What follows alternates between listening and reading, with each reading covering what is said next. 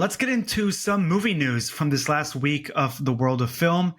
First of all, the trailer for Joker 2 came out, and this movie really intrigued a lot of people from the moment it was announced, because even though people were debating whether or not it was necessary, people were very much intrigued with the news about it being a jukebox musical.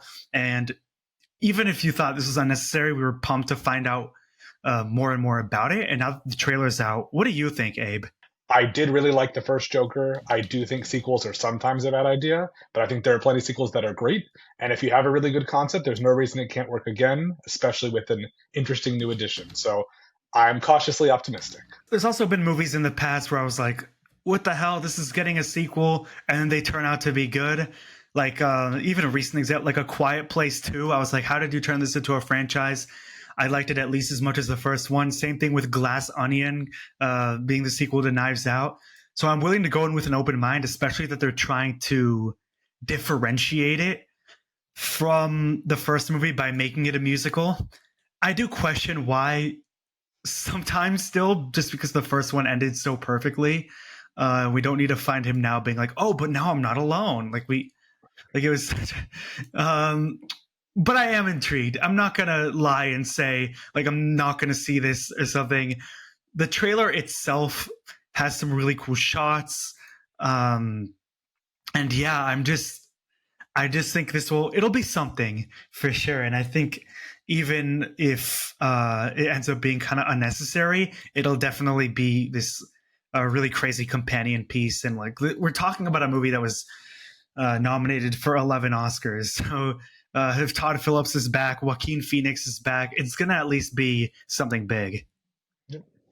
I liked the Suicide Squad better than the first Suicide Squad, even though the quality of those Yes, compared to Joker, but just the idea that some DC property can improve with time means maybe this can be even better, but we'll see. I agree. There's also the question of like Margot Robbie being so definitive as Harley Quinn. I feel like after I watched Birds of Prey and the Suicide Squad, um, she just felt so like irreplaceable in that role. Same time, a lot of people would say similar things about Heath Ledger, Jack Nicholson, Joaquin Phoenix. He wasn't ever trying to like replace Heath Ledger in our minds, but he's this other amazing portrayal. So if Lady Gaga manages to differentiate herself enough from the Robbie portrayal, that'll be interesting to see. Next little piece of news. The Matrix 5 is happening. I'm not surprised. Matrix has always been in my top 5 favorite movies, probably. Not really a fan of any of the sequels, but particularly the Matrix Resurrections left me really dry and just felt like particularly unnecessary. And especially the direction they took. I was like, if they make more, it's going to be even more tiring. And Warner Brothers said, like, oh, Drew Goddard brought this amazing new idea into our offices, and we feel like this could be an amazing Matrix concept. But I wouldn't be surprised if it's just another like Keanu Reeves and like homage to the original. I don't see them like trying to take risks with this necessarily. I don't know. I feel like I've just tired out from this franchise. What do you feel? I remember in 2003 going with my dad because The Matrix Reloaded was rated R, and like I saw it opening day, I was very excited. A Mm-hmm. little, I think I liked Reloaded a lot at that point. With Resurrections, I didn't mind it, but I hated it that I stayed till the end of the end credits because that was not a worthwhile post credit scene. I didn't find I didn't I even know liked there was a the post credit scene until now. not worth it, I promise. But basically, I like the kind of reading I've been doing about, the Matrix as an allegory for being trans, and that's all really interesting. And I'm be interested in Mhm. unpacking a lot of that stuff. I don't know that we need more. I don't think the fourth one justified, it certainly didn't come anywhere near Existing. the groundbreaking level. It's fine. I didn't mind it, but I don't think I'm excited for five. I'd see it, I guess, because why not? But it's not, it doesn't hold the same appeal as a Joker sequel, for instance. If you do continue the Matrix, it's time for new lead characters. It's time for a different focus. As much as we love Keanu, they were doing the exact same thing with Neo as they did in the first movie, but they were acknowledging it.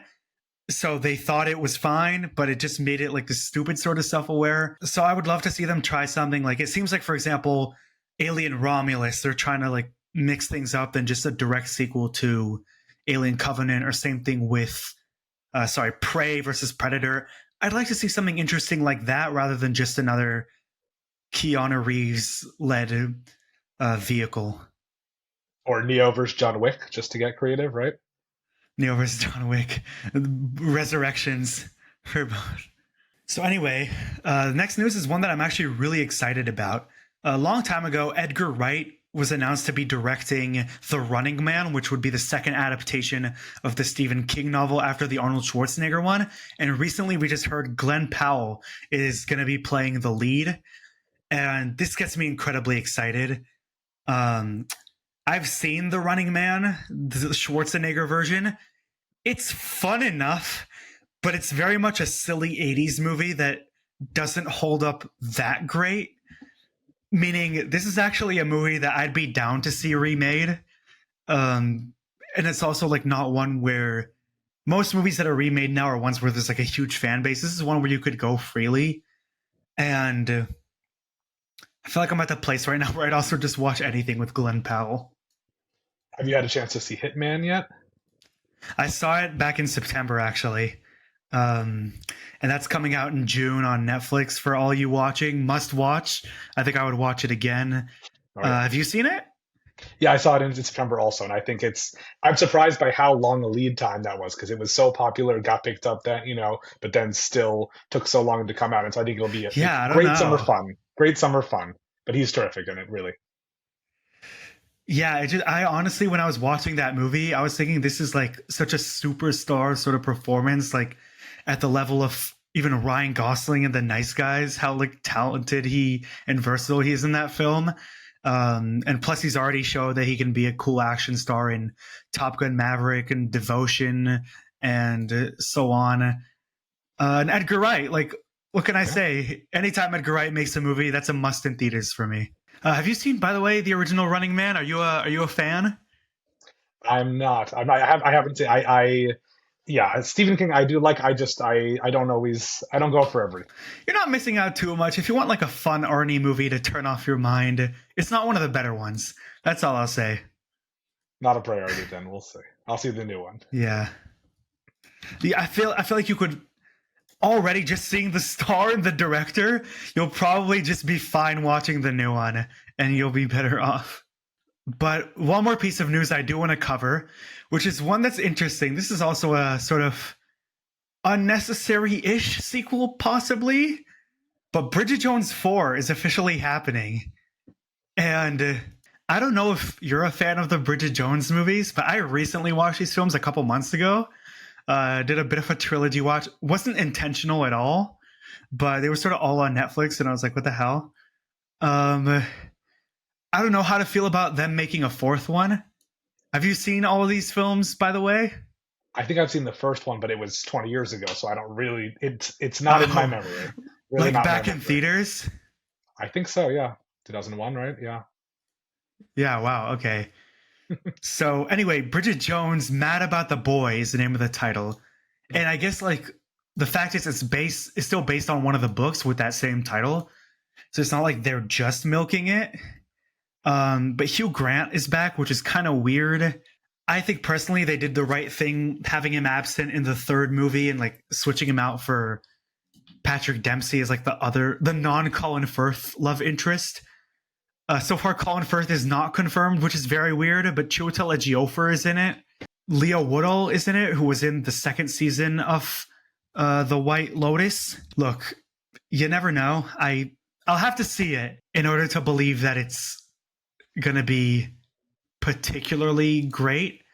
The first one's quite enjoyable. The second one's basically a rehash of the first movie. I would say you could even skip it. But then the third movie is actually a lot of fun. Like I like it at least as much as the first movie, but I think it ends really well with like a sort of growth for Bridget. I got way into these like Richard Curtis rom-coms in the last couple of years, but I feel like it's a good end to the trilogy. So I wonder if they'll still have the steam to make this fourth one interesting. But for all you watching, Bridget Jones 1 and 3 in particular, good shut your brain off rom-coms, but they're genuinely, they've got some fun in there too. And Renee Zellweger, I still think it's kind of wild that she got Oscar nominated for the first one. Yeah, I mean, for me, it's just strange. We're talking about this in The Matrix, the idea of continuing franchises 2 decades later with the same stars, and it's just like it's a completely different generation of people watching, and so it's strange that that's happening so much. Indiana Jones is another example. Like you have Hmm. other stuff like Star Wars where you're rebooting and Ghostbusters, doing yeah. things. Yeah, it's just it's an interesting phenomenon that we have now. These people were young enough to make the first ones, and now still trying to do more of them. Yeah, definitely since like Star Wars: The Force Awakens and Creed, there's been a whole wave of them. Even on the small screen with like Cobra Kai, sort of Yeah. like men in their 70s in costumes is like a big thing now. Depending on the execution, I'm not complaining. It's weird that I'm saying this, but I'm more hopeful for Bridget Jones 4 than I am for Matrix 5. Never ever thought I would say that. I mean, listen, you have to have the right expectations. Say, when we're talking about Glen Powell, Anyone But You, I really enjoyed, partially because I had no expectations whatsoever. If you go in Oh, hoping he for the was. best thing ever, you're not, you're almost guaranteed to be disappointed. Yeah, I was gonna say I didn't love that movie, but he was wonderful in it. Like he, again, would watch anything that he's in.